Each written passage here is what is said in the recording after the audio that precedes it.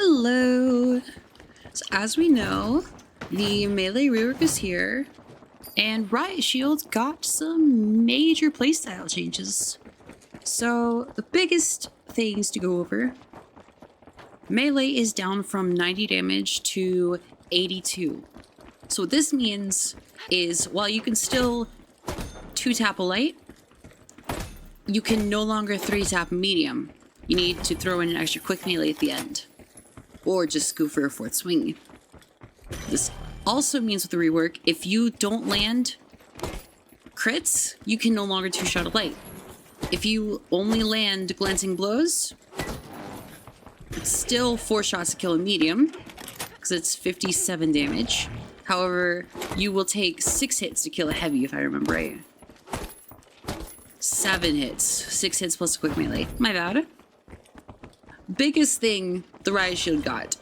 The hitbox is bigger when blocking, which also means bishoping is kind of back, but we'll go more about that later.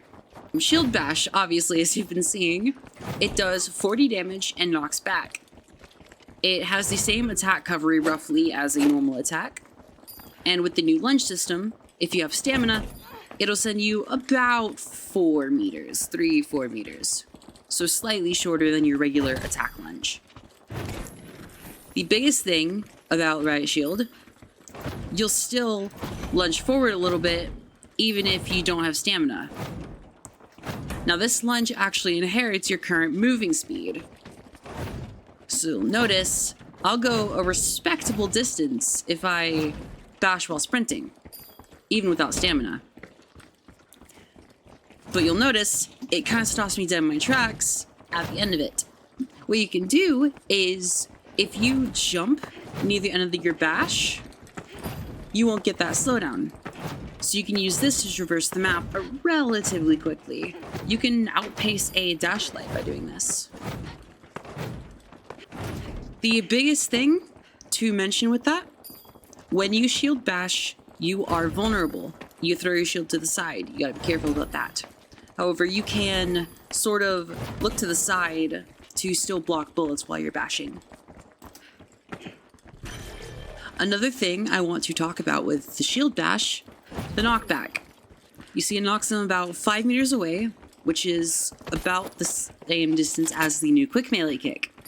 However, when someone is interacting, such as reviving, or if they're stealing a cash out, the quick melee kick is heavily nerfed. The shield bash is not nerfed. The shield bash will keep the 5-meter knockback.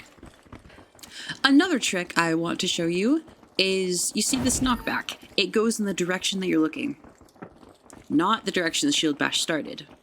So, say for instance, this guy's alone, or I want to make him alone, and my team is over here. You can bash past them and turn around. You'll push them towards where you're looking. So you can bash past and turn around. So it moves the shield from a brawler kind of playstyle to more of a supportive, defensive playstyle. Your goal, instead of just rushing down the enemy and just taking advantage of the fact that you're hard to kill, now your job is to stay alive, play the cash out. Being able to knock them off, as well as being able to just stay alive incredibly easily with the new block, makes you incredibly valuable to the team. Now let's talk gadgets. Me personally, I run the Data Reshaper, Goo Grenade, and Defib. Defib is self-explanatory. It's a staple of every medium's kit. You're going to want to run Defib.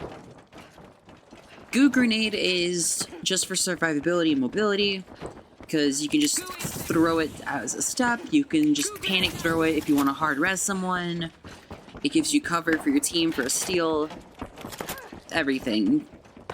Data Reshaper is pretty strong right now, all things considered. You can reshape gateways, you can reshape dome shields, you can reshape everything in the game that's a gadget.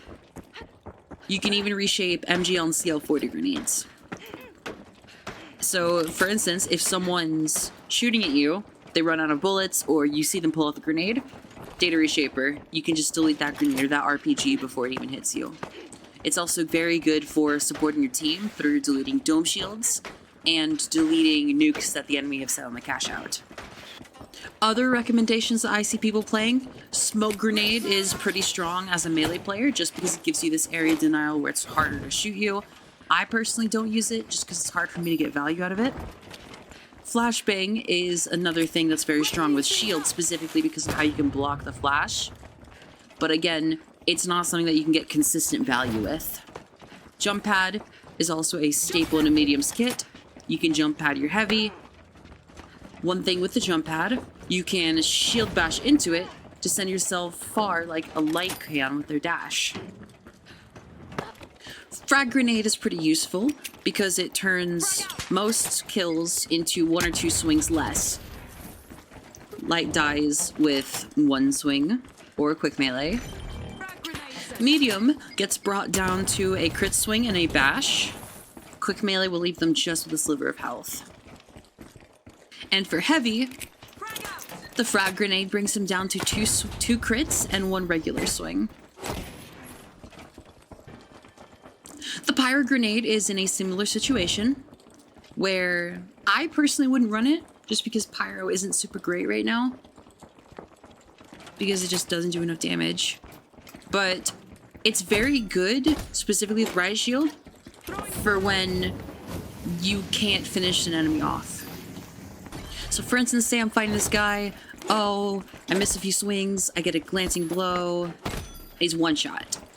Throw a pyro nade, it finishes him off.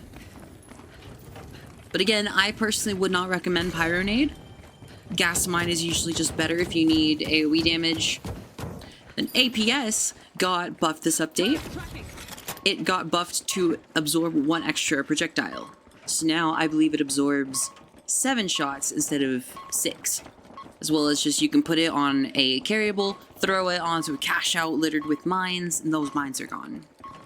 In terms of specializations, Shockwave is a very strong option, just having that extra burst movement to catch up to people. Dematerialiser is another strong option, just to create unexpected pathways, as well as you can play drop with the cash out, which drop is very strong right now. I personally would not recommend running Guardian Turret. It is just too weak and too fragile to warrant actively being used. There are some niche situations where it can help with those breakpoints, just like Pyronade can, but I just personally can't recommend Turret right now. Healing Beam is my go-to, personally, because I play a very supportive role with my shield. Usually you'd want to just stick close to your heavy, peel for him with your shield, and just heal him up whenever he takes a bunch of damage. Personally, I think Riot Shield is in a very good spot. I still wouldn't say it's strong. In a lot of cases, you're better off just using a gun, just that's how the nature of this game is. Sledgehammer and sword definitely got the best end of the stick.